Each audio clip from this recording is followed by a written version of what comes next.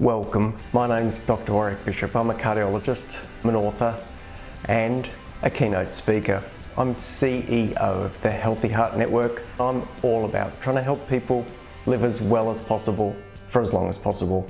Heart disease is huge in Australia. Every 20 minutes someone suffers a heart attack. Most of these could probably have been avoided if only we knew what to do.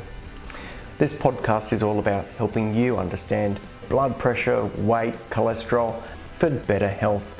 If you enjoy this podcast, I would be honoured for a 5-star review. You can share it with your family and friends. It may well save someone you love. This is ABC Radio Hobart, where we check in with our friendly breakfast cardiologist, Doctor Warrick Bishop, who works here in Hobart and is author of many books, including one that tells you about the difference between heart attack and heart failure. G'day, Warrick. Morning, Rick. How are you? Yeah, good. I want to touch on this AI diagnostic tool as well after the weekend's kerfuffle in Western Australia. I think some doctors were getting AI to write their notes for them. And the AMA have said, just stop using it. We don't even know what it does, but it might do some amazing things. But first, Warrick, what's the difference between heart attack and heart failure? Look, heart attack is what we often see depicted by Hollywood with an individual generally all stressed who suddenly gets chest pain, grabs their chest and collapses. Most commonly, that would be, in layman's terms, a heart attack where there's a sudden blockage of one of the major arteries to the heart. So the heart muscle just doesn't get enough blood. And obviously there's a big consequence to that. And the heart can go out of rhythm. That's why people die. Because if it goes out of rhythm, it just doesn't work properly. And without any blood going to the brain, you collapse. Cardiac failure is a different story. It's where the heart just isn't providing enough blood to the organs of the body, full stop. And that leads to all sorts of issues, including things like fatigue, which you might imagine if your body's just not getting the energy it needs. But one of the amazing things about cardiac failure, Rick, is what we see as a consequence of the heart not working properly is really a reflection of evolutionary development that we had from millions of years ago. So if you think about our ancestors, if they had an accident, cut their leg, got bitten by a saber-toothed tiger but survived, they would have bled and they would have lost blood, and that loss of blood could have jeopardized their existence. So evolution allowed us to hold on to extra fluid, retain fluid, if you like, if our body's sensors thought that we'd lost blood.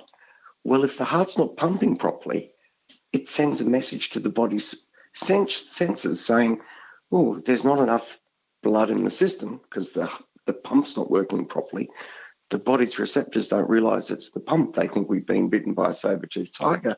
And so the kidneys swing into action and start holding on to more fluid than we really need. And so in cardiac failure, we actually get this retention of fluid. And if you think about the circulation being a closed system to a large degree, that fluid has to accumulate somewhere. And most often it accumulates either in the lungs, giving people shortness of breath, or accumulates in the legs, giving people swollen ankles. So these are clearly things we should be having an eye out for. Are they? Yeah. Do people often mistake that for something else, bit of gout? Well, the legs get quite puffy, both legs simultaneously. So if one leg got swollen and was painful, that could be gout. Mm-hmm. But with cardiac failure, generally both legs will get swollen. And people will notice, they can't put their shoes on, for example, or their shortness of breath is such that a flight of stairs that previously was pretty straightforward has become much harder. Some people even note that when they lay down flat, that they get short of breath. And that's because the fluid redistributes within the body so that extra fluid ends up in the lungs if you lay down flat. But these things you do need to keep an eye out for, particularly since we see cardiac failure more and more in the population as they get older. And so people will sometimes put down the changes in their exercise capacity to just getting a bit older and not be early to get it seen to by the doctor. What do you need to do to deal with it? And is this an emergency situation or a GP situation? Look, cardiac failure can present in a couple of different ways. It can come on very suddenly, and of course, if that's the case, then there's marked shortness of breath, and these people will invariably end up in accident emergency departments, most likely picked up by the ambulance because of shortness of breath in the middle of the night. But the slower development, a bit of shortness of breath or a bit of peripheral edema, swelling in the legs, this would be picked up by the patient and may well be reported to the GP, and that would necessitate being sent off to a cardiology clinic to get further examination. Particularly the sort of scanning we can do on the heart allows us to get a very good insight into how the heart's squeezing or relaxing, because the heart can actually fail in two different ways. It cannot squeeze well enough, or it cannot relax well enough. So we get very good information about knowing what to do if we've got the right tests done. 13 to 7 ABC Radio Hobart. You're listening to Doctor Warrick Bishop, our friendly breakfast cardiologist. Of course, this is health information. It's not advice. Get your own advice from your own health professionals. Warrick, is it easy to treat?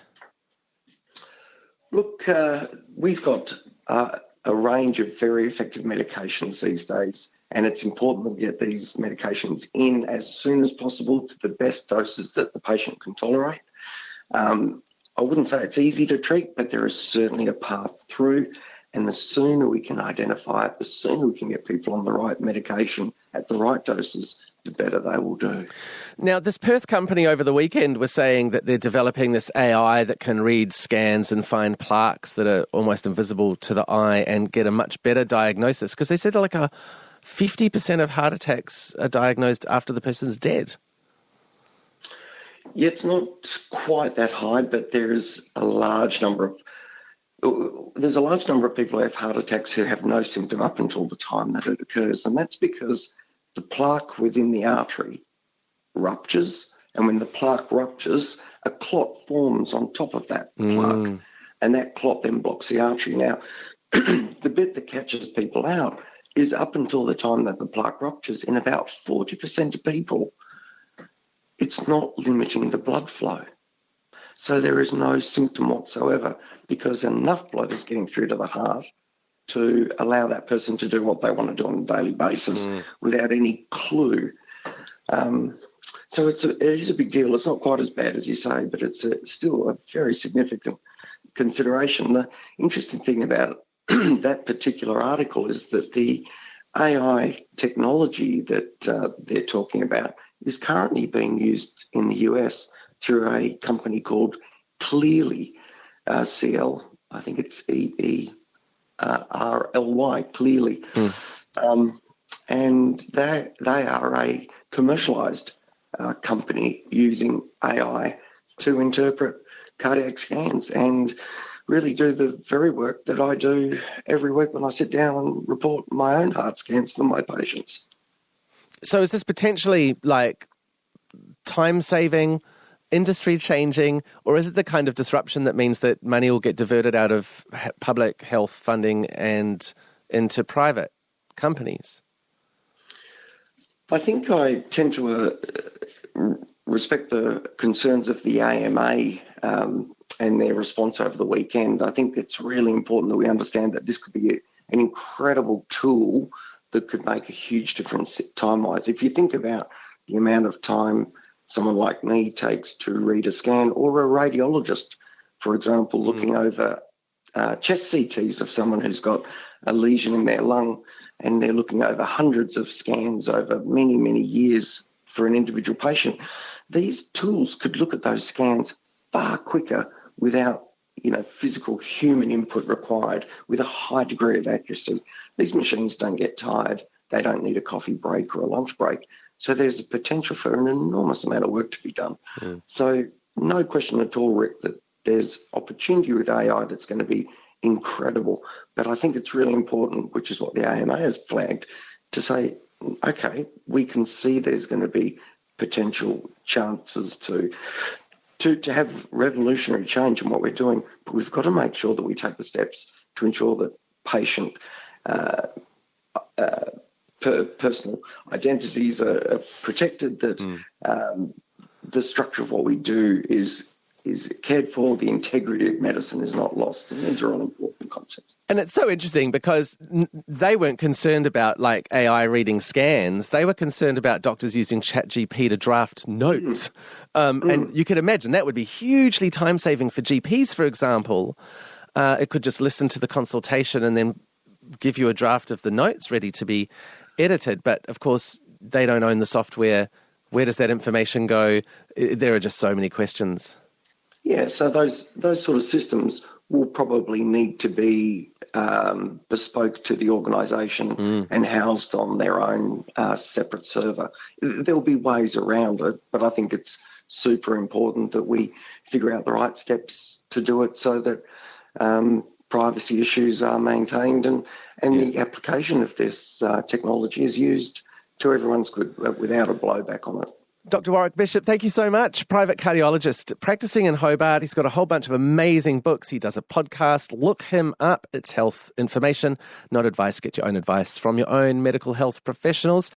Join the Healthy Heart Network and become part of our growing community. If you're interested in your heart health and risk of heart attack, then join the Healthy Heart Network for only $5 as a lifetime member. This represents $55 worth of value.